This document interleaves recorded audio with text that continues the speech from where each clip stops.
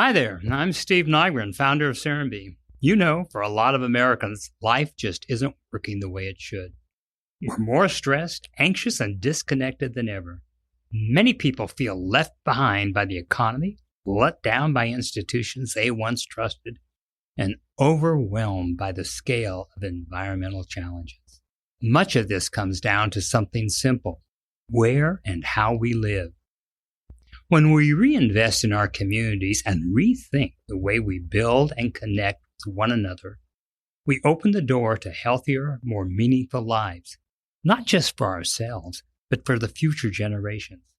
That's what my book, Start in Your Own Backyard, Transforming Where You Live with Radical Common Sense, is about. It offers a practical, hopeful roadmap for creating places where people of all ages can thrive, where everyday life is infused with beauty, purpose, and connection. The book is here to spark ideas, offer guidance, and remind you that big change really can start small. Start in Your Own Backyard is available now wherever you buy books.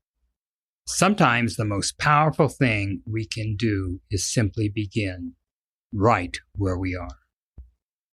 Tim and Lindsey Mosby arrived in Chattahoochee Hills in 2002, before Serenbe had a name, a plan, or even a clear future.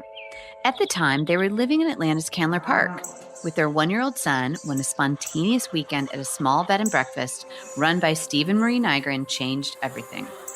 Marie cooked, Steve served, and between meals and long conversations, a different way of living began to take shape. They came for a weekend, fell hard for the slower rhythm of the countryside, and soon after bought 8 acres at a blind auction. In the early 2000s, Serenbe was a loose, creative, deeply human community in its earliest form, and Tim and Lindsey fit right in. Tim, who's a self-described resourceful artist, established Low Road Studios in a converted barn on his property. And over the years, life took the Mosbys elsewhere. First to Austin for a decade, then to Amsterdam during the pandemic, but Chattahoochee Hills always remained home base. Now back, full-time, they offer a rare perspective. They experienced Serenbe before it really existed, stepping away and then returning to witness its evolution. Through it all, their story reflects not just the growth of the place, but the enduring pull of a lifestyle that fosters independence, creativity, and a lasting connection to the land. In this episode of Serenbe Stories, Steve and I sit down with Tim and Lindsey to reminisce on those early years when Taco Tuesday at the Daisy was the gathering spot, their dog Lena had a habit of wandering into neighbors' homes, and Tim taught art classes to local kids using Jell-O as his medium of choice. And I do remember when we drove down being like, what in the world? Hudson Ferry was another world. This is crazy. It's beautiful down here. This is 40 minutes from Atlanta. So we definitely kind of, took note, but we had a really fun evening.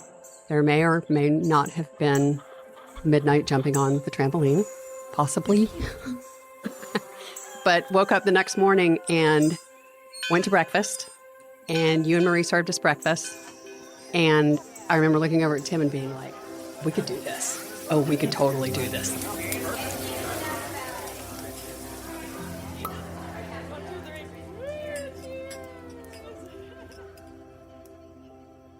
Lindsey, Tim, welcome to Serenbe Stories. Thank you for making it on the podcast. Thank you. Thanks so for having excited us. to where this conversation might go. For some people, I learn, they've been around on the streets, and I just sort of have no idea what they are. Even though I know you so well, I know I'm going to hear things that I don't know anything about. Or things that happened 20 years ago. They'd be like, oh my God, well, I remember that. And so that's going to lead us into the first question, which I think is the best one, is like, how did you get to sort of Serenbe Chat Hills, and what's your sort of Serenbe story? So how did you guys discover the area? Do you want to start? I would say it was precipitated with the birth of our first. Okay. And we were living in Atlanta in Candler Park, a wonderful neighborhood. But we spent an evening down here at the inn with Steve and his family, and decided within a few short months that we wanted that lifestyle. Okay. I'll elaborate on this story. Fabulous. That's my memory. Yes. Okay, good. No. That is fundamentally the memory. It was definitely, I think Miles was like, I don't even, he was less than 2 because he was 2 when we moved here. So he was like a year old. And we came down here with 2 other couples. So there were 6 of us. No, 8 of us? 6 or 8 of us, whatever. It was all of us with little tiny children. Everybody needed a break, shall we say. Mm-hmm. And we came down. We had never been down here before, so didn't really know what to expect. And I do remember when we drove down being like, what in the world? Hudson Ferry was another crazy. world. It's beautiful down here. This is 40 minutes from Atlanta. So we definitely kind of, took note, but we had a really fun evening. There may or may not have been midnight jumping on the trampoline, possibly. Possibly. But woke up the next morning and went to breakfast, and you and Marie served us breakfast. And I remember looking over at Tim and being like, we could do this. Oh, we could totally do this. Like, this could be, So our friends went with the farmers to feed the animals and do the hayride. And Lindsey and I said, we're going to talk to Steve. You guys go ahead without us. And we want to learn a little bit more about, I literally asked you, where are we? Yeah. I remember asking. And I probably served breakfast in my bare feet. Probably. Yeah. Back in those days. I mean, this is when we were running the breakfast. It was just you guys. Weekend. It was just fun. Yeah, it was just you guys. And I served. Yeah, under that roof. Totally. And I remember talking to you about my dad, because you and my dad had known each other through city, government, business, whatever, Atlanta stuff.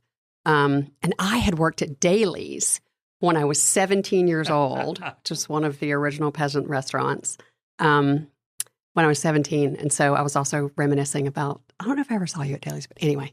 So it was kind of neat, too. We did have these funny little connections to this place that was absolutely out of the blue for us. Yeah, and what do you remember, Steve, of that? You reflect on that. I'm not sure I remember that exact time. I know you were in the lake house. So that was the 4-bedroom lake house. We just converted, using these rooms as bed and breakfast. People came out on the weekend. But it was clearly then, I remember the follow-up. And I think you came back shortly. I don't think, and I called you and said, hey, there's a place for sale. Yeah. Right? Yeah. And that wasn't at that meeting, but we clearly connected, and then we followed. Yeah. That's what I remember. Yeah, totally. Yeah. I remember getting the call from you, because I think when we left, we were like, gave you our number, and we're like, if you see anything for sale or whatever, and I picked up a phone call. But I have no remembrance of how wild you were doing all these things through the night, So. Oh, good. I thought you'd be fun enough that I called you to try to help you find to make property. you a neighbor. You were like, so this might not suit for you guys, but there's an 8-acre property under foreclosure that's got a log cabin on it, back in, sort of tucked back in the woods. And Tim's like, we'll be down there in a minute. It was boarded up. I wanted it. I wanted a abandoned, boarded up fixer-upper. And it was February. It wasn't real. Yeah. It's not a beautiful time in the hill country. The trees are bare. It's freezing. But we were pretty thrilled. And just to set the stage for listeners, this is 22 years ago? Yeah, 2022. 2002. Before Serenbe. 2002. There was no Serenbe. This was just the bed and breakfast. It was just the B&B. And this is in the days we were looking at the threat of development coming in. And how could we curate neighbors to buy land? I mean, one idea is we're just going to get people in to buy enough land to save it. Yeah. And that I remember those early charrettes, too. Like, it was all just starting. It was fascinating. It's a tiny bit of a digression, but one of my favorite memories of. So, well, I'll say how we bought the house. So, Steve's calls. We've got this, log cabin foreclosure. Y'all come check it out. We did come down. He was a little more smitten than I was. I was like, "Are you kidding me? Like this can't be a good project. Idea. Like seriously." And you don't inspect a house that's under foreclosure. Right? Like, you're just like, no, I'll just give you cash. Take it. Right? You just take it. And of course, Tim, like, he can build anything, fix anything, design anything, whatever. So he was not worried about it at all. And I wasn't really worried about it. But it was a big thing to think about leaving Lake Claire and moving down here and all that. So anyway, the way we bought it was Ritchie Brothers, the auction company. Absolute auction. Wow. Absolute auction. At the airport Hyatt. Yeah. That's where it I don't was know. held. So, yeah, we knew what our spending limit was. We knew, that it was going to feel really weird, like a lot of adrenaline, the whole thing. So we're sitting in this, whatever, crappy hotel ballroom, holding paddles, like literally holding up those little paddles. Mm-hmm. And our lot came up first. No, you do not hold it up. Well, not until you're, hold on. You have a paddle. Yes. But was it the first lot? Yeah. It was the first lot, and there were like 8 houses in the first lot. And basically, called a blind auction. Yeah. And so basically they just, how many until it stops. And we had raised up ours and with our, Wait, but you ended up buying 8 houses? Wait, you then get to pick the one you want out of that lot. Wow. That's how a blind auction works. It's and so weird. We had no idea what was once that price is zero set, idea. Right. You can buy anything in that lot at that same price. In other words, you bought that purchase price. We could have bought a condo in College Park. We could have bought. Yeah. And so foreclosure on whatever. So we were literally the first purchase, and then it was literally the gavel goes down, and we just kind of looked at each other. Then you just take your suitcase of money and you give it to some clerk, and they're done. And you got a house. Yeah. You got a house and a barn and 8 acres and a barn and a 8 lake acres. And a lake. And how close was it to what you decided you would spend? On the money. Yeah. Oh, yeah. It was literally the max. You don't want to know either. It was ridiculous. It might make you know just. I know what things were trading for. This was foreclosure period. Oh yeah, yeah. No, it. God, I tell you though, the house wasn't beautiful. It was infested with carpenter bees, but Lindsey was great because if you remember, I was renting a studio space in Atlanta at Howell Mill and Marietta, which is a pretty hot property right now. Mm-hmm. And I worked with a bunch of sculptors, and it wasn't ideal. So I was ready, and Lindsey said, "You need this barn. You need a because an incredible barn." So it became the fuel for me. Is I have a big studio now where I can work and Low Road Studio. And Low Road Studio. I like so our listeners probably don't know what you do. Yes, they don't know who you are yet. There you go. That's true. That's true. So I don't do anything that interesting. My name is Lindsey Mosby. I'm the mom of 2 boys that I completely obsessively adore, and I've got a great husband. And I've been in strategy and healthcare design for about 25 years at this point. It's basically a consultant life, but for me, I get to do work on really complicated, complex systems problems within an industry that I feel like matters. So I get to work with people who are trying to make sick people feel better, or hard things be a little easier, or hospital experiences work better, and all that kind of good stuff. So that part's really fun. I work my creative side and my, sort of analytic brain side. And Tim. And she travels a lot. And I do travel a lot. Yeah. So the 30-minute ride to the airport is not bad from South Fulton. I will tell you that. I have Low Road Studio, which is about not even a mile from here. No, a mile. A mile from here.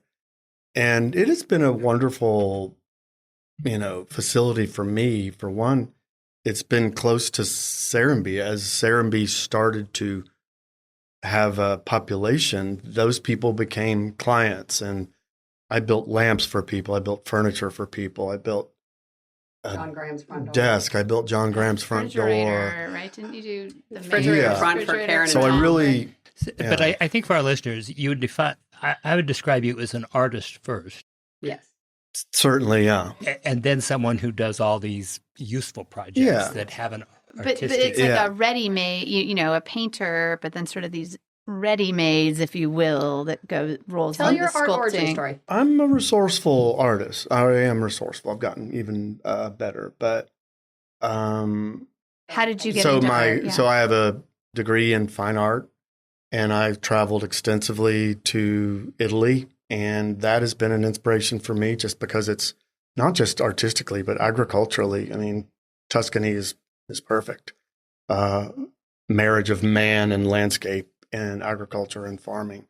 I mean, so I love the challenge that kind of you were presented with, or we were here in the Hill Country, of how to keep development at bay and how to just keep the landscape looking beautiful and use it wisely. Don't try not to put in too much concrete, don't let the weeds grow. But as an artist, it's been a relaxing environment for me. A huge shift, of course, being in a bunker in Atlanta. I love being down here and just living in the country. I mean, Steve has been to my property with his chainsaw to help me get a tree out of the road. I mean, there's always other work to do, but I do like having a big studio down here to work. And I like that my neighbors can just stop by and come over and Yeah, and we've hosted some events there. We've and had so several there's low road fun city, opportunities to come. Try and do something once or twice a year. Yep, showcase your This year's art. a little bit, Yeah. and your son's art. Yes, it was a great place to raise kids.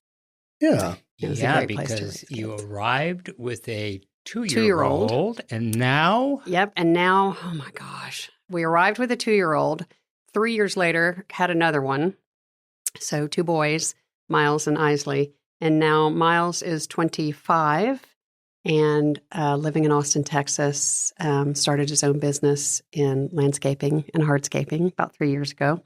Those of you in the room will remember him as the outdoor child, one of our originals for sure. Much happier outdoors than indoors. And then we've got Isley, who is almost 20, and he's at Pratt, following in his dad's footsteps. He's a painter, sculptor as well. So. Well, and you guys did some really interesting. So you moved down from Candler. You were here. We met you guys when we moved down in 2009. Yeah.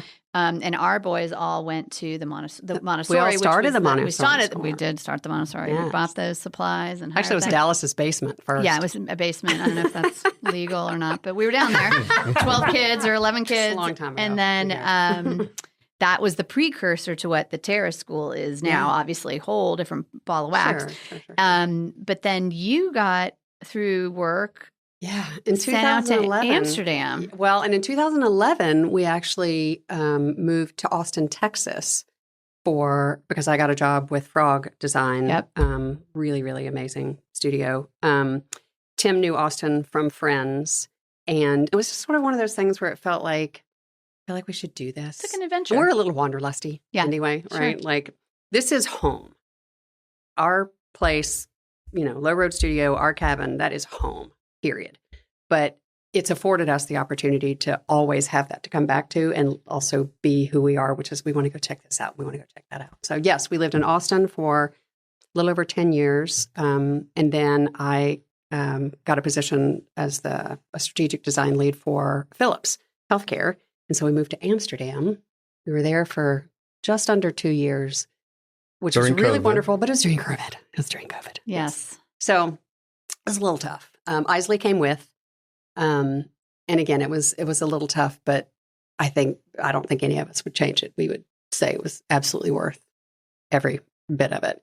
And then when we came back, Isley had one more year of high school, and I think there would have been a mutiny if we had said, "Cool, okay, we're moving back to Georgia. You're going to go to another new school." Yeah, like So we went back and let him finish up at the high school that he had been at, and as soon as graduation was up, we were packing the bags and loading up the stuff in the car one more time. Yeah. I'm very anxious. I was really anxious. Tim was done. He was I had I am ready. wonderful studio in Austin, but I was really anxious to get back to the house and recover the landscape and cut the grass and and do all that stuff again and dust off the studio. And it was a brilliant move. It was good. It was time. It was very much time. And how long have you guys been back now? 2 years. 2 years, 2 I think. years? Mm-hmm. We were back in 2023. Yeah. And again, like, this is home base, Yeah. No. I think it's like we were thrilled to have you guys back and, that you've circled back. And that's been a really fun to sort of like reconnect. And then like there's so many new people here. So like since you left, I mean, you guys popped back and you rented the place. Tell me what you think, It's crazy different. I mean, when we left, we still kind of knew not everybody, but kind of. Mm-hmm. I mean, it was only up to 20 or 30 residents, maybe. No, there was definitely more than that. There was definitely more than that. And again, we did come back. We were back twice a year. Usually in the summer, we would come home for not necessarily a month, but for a while. And then we were always back on Christmas and stuff. But it was, I mean, it's stretched up to the crossroads, basically, where Mary Pat and Lisa and Cindy and Sean and Mark, like that was kind of the edge, maybe Tamara and the one little thing down. And now it's its own it is a town. It is its own thing. Right. It's not a group of people who have come together to do one thing or to live one way or, whatever. It's its own movement, which has been just sort of awe-inspiring to watch. And you were part of that group as we pulled in to dream and talk, and the world thought we were crazy, but actually this is a lot of what we talked about. Yeah. From the very beginning. I mean, you and I worked together for several years, and I was always with the charrettes. He was on the art board in the very early days of the Serenbe Art Institute with the Chad Design Hills. Review Board. We were definitely a big piece of the Design Review Board. And Lindsey helped our branding, marketing. I mean, she was for the whole Chad Hill. She was that person that helped us think about how this should. Oh yeah, I remember having a feel, workshop. Oh my gosh, we had a workshop in the farmhouse on the bottom floor. Yeah, talking about what we wanted the brand and the community values and all that sort of stuff to be. I probably still have that folder somewhere. Oh my God. We should put that in the city's I will. archive. Oh gosh, I'll get it. I'll find it. I will 100% find it. Chris is doing a great job of trying to understand the archives. And, we were just busy doing. We never thought it would be important to remember. No, just do. There's so many things we've lost. Yeah, just crank. If only we'd had cell phones to capture some of this stuff. Yeah. Just 20 years ago, we didn't know. Doing the grant for the community school was tough. Oh, God. That was a lot of work. Yeah, so that was a whole other thing. So the Chattahoochee Hills Charter School. Yes. So Lindsey and I were on that, advisory, whatever, committee. And we each got, so when you build a charter school, it's a public school, but it gets chartered through either the state or the county that you're in. And the reason you want a charter school is because they're a little bit outside of the typical public school system, and they can try innovative things from finances to curriculum to how, the school's laid out. And so we thought— But they're still public schools. They're still public schools, so they get some public funding. And it was like a lot of fits and starts. Yeah, we got it, though. The group that kind of came together, we each had a portion of the application that we had to put in, and we had to put it into the state to start, and then that was a whole thing, and then we had to go back to the county. So it was probably like a 5-year process. It was crazy. I may be overselling myself, but I feel like Laurie Searle and I ended up being like the editors. Yes, you were. I think you were. Yes, definitely. Everyone had their role. Yeah. Yes. But we wanted it so bad, It's a though. community coming together. Yeah, we wanted it so bad. Because that's a big piece of It was this, a right? ton Finding of work. Getting education down here for enough. And so Kids well, were such a big deal. all of you at this table, this was an education desert. Oh, yeah. You had to figure it out. Yeah. And now the educational choices is unbelievable. Yeah, it's phenomenal. How I it's will changed. say I love seeing the range of ages, families, types of families. Like it's good. I mean, there were 11 kids. Yeah. And I think a couple of them were from, I know. Yeah, totally. further afield. I mean, there were, A couple were in diapers. 11 children. I know that. Yeah. And to see both your families, these kids were little kids here, and now they're all off into their lives. College. Yeah. As I was born here, right? Crazy. Like that's I did art classes on Wednesday, Oh. art classes with Mr. Tim, which I just at look forward Lisa's to. and Miss Like Lisa's. Lisa and Kara Nygren, Kara? and it was just, I look forward to it. Oh like my gosh, nothing tell them else. about the Jell-O one. Okay, so I did try to kind of introduce these, what were they, 3-4-year-olds to Monet, just somebody easy, a classic, Monet. He's not that complicated. And so I brought a book. We looked at pictures of Monet. We talked about his garden. He lived in a beautiful place like we live. And then we talked about his colors and his palette. And then I had them make Jell-O. So I said, okay, you make orange, and you make pink Jell-O, raspberry, and you make blue, and then you make dark blue, and you make light blue. So they made all these different colors, and greens, all these different, your children included. I know. And I had found some windows in a dumpster, some big plate glass Of course you windows. had. And I set up a big table, like 8 feet by 3 feet, whatever the windows were, put them on sawhorses. The teachers brought the kids in and their Jell-O, and they assembled their Jell-O with my direction on the glass. And then we turned off all the lights, and I had a curtain around it. And I let the children climb under this structure, the table. And then I turned on an overhead light. And so it illuminated the Jell-O. It was really fascinating. And the children, you could just hear them gasp. And then we looked at it and we talked more about, doesn't it look like water? And isn't it, how all your different colors came together, made this beautiful scene. I wish we had photographed it. Captured that. But If anybody's got pictures, it's Dallas. But the fun event afterwards was they got to come out of the table. We turned on lights, and then they just ate the painting. And they just started. And it was really fun. That sounds magical. Tim. A lot of I one for the remember. painting, one for me. And I remember someday they get a call. Somebody's in our dumpsters, or I haven't seen the dumpsters. And I said, "Oh, no, it's okay. It's Tim." Tim. And then you turn around, and it's a piece of art. And, He's a few scavenging. weeks later, Yeah, you come over. Totally. Yeah. No, I mean, I think it's interesting that the community, and I think it's still this way, it's just a different level of it. Yeah. Where, they wanted something. John Graham is like, well, maybe my door can be this wood collage, and we'll find pictures of that. Or We still have it. He Yeah. brought it. He gave it back to I Tim when he know, sold. when It the was house nice. sold, the townhouse sold, I think that, it came off. Yeah. He But wanted it it's to come back to cool. Tim. Or the lamps that are in the pavilion you made, right? the metal lamps leading up to the right? farmhouse. Well, I All think the tomato lamp, Yeah. tomato can. He and Marie those worked were on those. Marie's cans that she brought me from the restaurant, I think, up on Ponce. But And you threw them in a fire. I think those are the details that it's important for young people to see. Sure, the bronze lampposts are beautiful. I covet those. I love those. But I like for them to see. I mean, we made birdhouses out of gourds and scraps of wood out of the dumpster. But it's important for children, I think, I teach it, you don't just have to go to the market and buy things, go to the hardware store and buy. There's actually a lot of material at your doorstep, literally, and you can create and you can make. And at the end of the day, you'll have something to show for it, whether it's a birdhouse or a piece of art. And that's pretty important for the long run. And it lightens up those dumpsters a little bit, takes the pressure off of those. Less cost.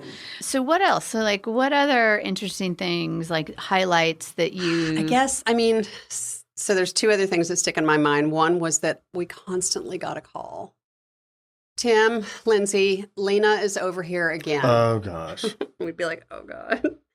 Our dog, Lena, she just was a wanderer. Well, She Georgia could came not to our help house. herself. Not which nearly is the as Nygren's much. dog, yeah. Yeah, Georgia, the Nygren's enormous, white, shaggy, gorgeous dog. Pyrenees would wander over, but Lena would just, given any out, she would head off. And she actually showed up at Caroline's one time. And I guess Caroline had left your cousin. Yes, Caroline. Yeah. So I guess Caroline had left. This is a little bit of a bawdy story. I hope she'll be okay with this, but you can always cut it out. So Caroline had evidently left the door open. Lena trots her way on into the house and evidently made herself home, walked all the way upstairs and found Caroline on the commode and wandered in. And Caroline was like, "What are you doing?" She knew Lena. Everybody knew Lena. Lena, what are you doing in the house?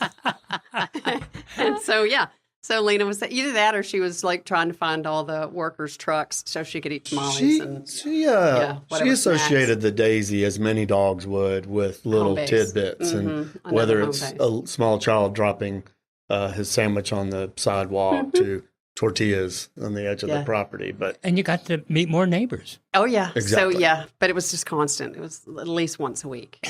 And you can't fence in our property. It's huge. Right, no, there's it's no way, right? impossible. Sorry. You can't do it. We'll come get her. I remember an event, though, when you asked that question about things that stick out in my mind, where I felt like the Hill Country was really kind of taking another leap, was when the Atlanta Symphony came to Hutchinson Ferry Park. And they were setting up, and I was like, what is happening? I may have asked you, or I ran into somebody, and they're like, oh, yeah, got the symphony coming this weekend.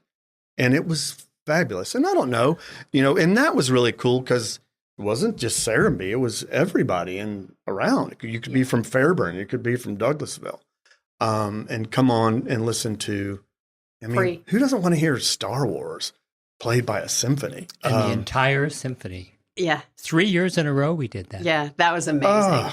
That was really amazing. I have a picture that I found recently of Isley, because we did more than just symphony. It was there was other concerts and all that sort of stuff. And there must have been a blues band or a rock band or something, blues probably. And I have a picture of Isley at about 11, 13 months or so with his little Star Wars backpack on and a little white, Gerber shirt and his little teeny Crocs, standing not a foot away from a gentleman down on one knee playing blues guitar in front of him. And Isley just rapped. Absolutely. Kind of a buddy guy. Yeah. I don't think he was buddy guy, but looked really like good. And now this child plays electric guitar and, now he's acoustic guitar now. But like that just, we were able to just kind of like, it Those just are happened. moments right? that really. Yeah. We had some psychologists that were here just for their own anniversary, and they observed the kids, and they said the kids are different here. It'd be interesting to study. So you both have kids who grew up here. What do you think? How has this changed their lives growing up here versus in the city? This is their home base, beyond home base. But how has it formed who they are today and how they've stepped into the world? I would have to say, living in the country, being disconnected to nature, Miles would probably argue, well, being connected to nature is being stung by yellow jackets in your bedroom. That's not really the connectivity he was looking for. And actually living with me and Lindsey and rebuilding and coming into seeing what was being built here and Isley having my studio to, whether it's play drums or guitar or paint. They both can't be in the city for too long. Like neither one of them can be in a city for too long. Miles is already itching to move out of Austin because he's like, I can't. I remember when he was about 7 years old, we had left Atlanta with friends and then we're coming home for whatever reason. And we had the windows down on Fulton Parkway. And I heard him say, Mom. I looked back at him. He was like, the air is just different down here. Like that. At like 5 years old, and maybe? Fulton Parkway dead ended at southbound at Rivertown. So then you had to cut over to Cocker Mill. That's right. And once our young people connect to these things, then they're going to care about it. Oh, for sure. I one Mother's Day, I was the honored recipient of 2 garden snakes. Miles brought me one large one, and Isley brought me one small one. But they're not afraid of stuff, right? Like they're not afraid to get bit. They're not afraid to pick up the frog. They're not afraid to go get a scythe and cut down whatever's in the way. Go get your dad's chainsaw if you need to get it and go fix the thing, or get on the. No, you got to get on the mower, and you got 8 acres to mow. Sorry, but they love it. I think the self-sufficiency piece is really, really fundamental. Like knowing that if you just got to figure it out, you can figure it out. You can't just call somebody anytime you want to. You could, but you could also just do it yourself. You want to build a tree fort, we got to go dumpster diving. Yeah. We got to go over to Mr. Steve's and we got to find some material to build a tree fort with. Yeah. And that's when you start designing. Because you don't know what to design with until you see what goodies are in there. And we all did it intuitively. But then Richard Liu wrote the book that really explains why this is so important. Yeah. That, it's literally kids, in structured environments just can't, that common sense, those very things. You got to get them. They just have to have the ability to be able to, wake up in the morning and they have breakfast and then go get outside and go. So after this, let's talk offline about how to get him out of Austin back here. I know, right? I know. It's percolating. Okay. Well, you may have just said the word. Timing might be right. Okay. Well, Isley wants to start a bee colony, and Miles wants to build a tiny house on the back of our property somewhere. And he needs a second region for Fortunate Son. That's okay. Things are possible. There you go. What I realized in this conversation is unbeknownst in those early years, we were curating the greater Chat Hills even before we thought Serenbe. This is people that really reinforce this whole idea of not just saving the earth, but the arts, health, all these things that are important. It was actually a very natural, unintended curation. Yeah. Of great people. Yeah, absolutely. And then you've continued to expose this area to friends and people, and it just... When people come to our house and to the property, they're just like, it just feels different here, And, our house is full of Tim's. Not only Tim's amazing art, but also dear friends of ours who are incredible artists as well. And there's always music on. And so, it's normal to us, but it's really fun to bring people down and here. Tim is an amazing chef. I know you'll call yourself a cook, yes. But and I know that's how you guys met. And so one of the final questions before I get to I wanted to ask about how is the Daisy? Like, did you ever do any cooking there? But that was a real gathering place for people in the early days. It was the gathering place, and that was really fun because I just loved. There were just little children started popping up, and Serenbe wasn't, I was glad it wasn't going to be golf and tennis, a retirement village. I was glad to see little people around. And so a fun menu. There were cakes and cupcakes, and Angie put little toys on the cupcakes. And I was more in the construction end. Okay.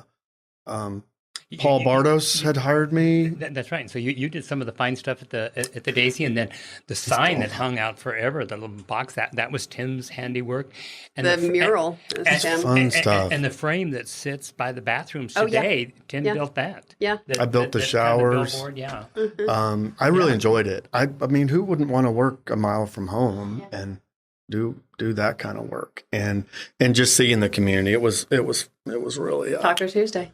Yeah. Oh, I know. The early Taco Tuesday. I know. That was everything. Everybody came together at Taco Tuesday. Oh, yeah. Like that was everyone came every week. And this was the days that every building, every stick was confirmation we could do this. Yeah. Because there was still, are we all dreaming together, or is this really, can this happen? And that's why it was so, oh my gosh, look at that. Yeah. People are finding this restaurant in the woods. And you felt it, right? Like you felt it. We're all like, coming back every Tuesday or whatever it might be, right? Like in our first 4th of July parades. Oh my gosh, those were hilarious. Well, Cindy and Lisa had epic 4th of July parties and they had in the Crossroads. Yes, I remember dancing in the rain with the kids on a 4th of July, right? Like there was just, it was a really unique, special time. Mm-hmm. We were really lucky to be a part of it.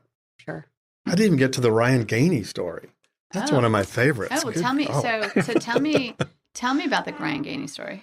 Ryan had come to do work as a designer, I guess, with gardens and landscape.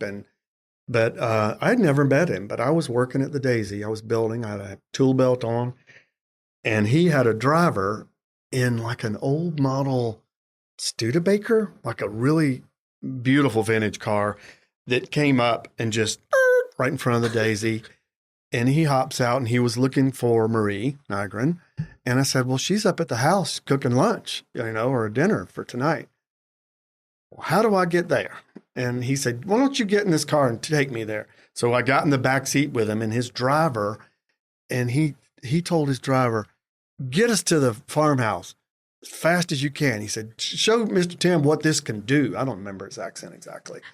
And that driver was doing 60 miles an hour on Serenbe Lane, Selbert Lane, because he wanted me to see what his car could do. Peeling out. And but I got him to the farmhouse, and I got him to Marie. But he was an interesting character. Every day was just something. But, and Ryan did all of the gardens for Marie and Steve at their house up in Atlanta, and then came down and did the Inn Gardens, and we have a street named after him. Yeah, but he was a master gardener. He's a brilliant character, like hats and caftans, and I only met him once or twice, but had an NPR show, I think, maybe like all about gardening. Probably. I mean, he is a really an icon really well known, in the southern horticulture area. Yeah. So Lindsey, something happened recently, a week ago. So I'm really pleased that you're with us today. Not like, sounds like I'm going to say like you died. Let me start that over. I did not die.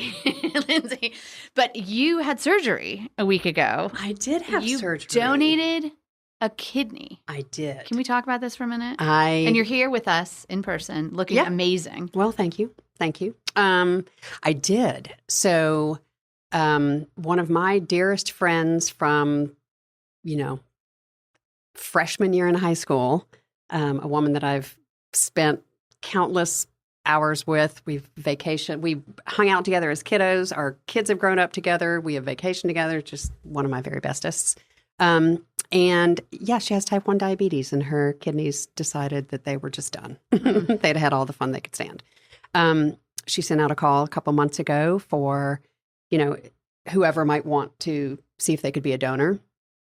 And I was just sort of all in from the beginning. So, and after 3 months of finding out every single thing about my internal organs and blood types and antigens and you name it, turns out I was her match. Yay. So I know. So yes, I did. On July 1st, she and I went through the the kidney swap. Wow. We've named them. So we have Kinley and Sydney. I now have Sydney, and I gave her Kinley, so she's now kin to me. So, nice. Yes, it's got to be a thing. Yes. And we are both recuperating quite well. And I was actually out in the garden pulling weeds this morning. Incredible. And sweating to death. And you took a walkabout? I did take a walkabout. I have been running the trails at Serenbe from my house for 23 years. Like, I've been wearing the same trodden path around one particular loop, 3.14 mile loop, since 2002. And now that the trails have widened, I have a new loop. Okay. So I've got a whole extra one. Still 3 miles? No, this one's closer to 4. Oh, look at you. But now I jolk it. Jog walk. There's less running. There's more walking. But yes, this is not a plug for kidney donation, but if you ever have the opportunity to do it, it's a 10 out of 10 recommend. It's Emory Hospital, Atlanta, Georgia. They did a great job. They took care of her. Shout out. We'll work for getting a sponsor in they here. took care of both of them. Exactly. So the final question is, if you were going to recommend something to do. Is it in Serenbe or just in Chat Hills? Well, I mean, it really just depends. I mean, you guys live just across the street from the farmhouse. I would say wherever you want, down in the area. I mean, there's a lot of cool stuff that are Chat Hills nascent. We'll make a chamber. date to come by Low Road Studio. Yes. For sure. Well, which we don't want people just like driving up there, but like maybe we'll do a newsletter. Can we get them to sign up for that? He's got a website. Figure that out. With the website and the show notes. He's got an Instagram. Okay, great. Yeah. Follow the Instagram so you can get updates and know when the next gallery show is. I'm penciled in September, but it'll be a good event. I would have to say something I've never done that I would like to do, but I love horseback riding, and I love seeing these horses here. I just love horses. And that would be a cool outing for anybody on a beautiful, on any of these trails, go back to the waterfalls. It's kind of epic to be on a horse through a trail. On the trails because it changes your whole perspective. I mean, obviously you're very attentive to what's going on because you're on a horse, but having run them and walked them, it's like really cool. I do recommend it. We got to get you out there. I know. I mean, I think as a traveler, and Tim, this might resonate for you as well. Like, I like doing the things that are the normal things, right? So I would say if you're going to come down here to visit or to live, like, find out what the locals do. Like, we go to Bradley's to get milk. Now known as the Piggly Wiggly. But it's Bradley's, in Palmetto. We still call it Bradley's. Yeah. You go to La Benedicción for your guacamole. So good. You tacos, tamales. Go in Jack Peak Saw and Mower when you need something. You go to Paper Service. Like, do the things that the people who have lived here for generations There's do. Bear Creek Park. Creek Park down is here. gorgeous. I haven't been to the new river. Oh, unbelievable! The river park landing is incredible. Yeah. I mean, that's the thing too. It's like it just keeps growing. There's more and more to do. But that's what I would say. Come down and enjoy and see do what the locals do. It's kind of fun. It's calm, a little slower, a little less crazy, a whole lot more livable. This has been such fun reminiscing. I don't think I heard any stories I didn't know about. I guess we've known each other for enough years there's no reveal. No, yeah. But we just love having you here, and that you've been part of this since day one, since early dreams. So. Well, we are delighted and grateful to have been a part of it. Yeah. It's a good feeling to know you've landed in the right place. Yeah. And now if you want the boys back and they want back, let's figure that out. Oh, yeah. Okay. That's the next project. Deal. Okay. I don't think it's going to be that. They know our address. Thanks.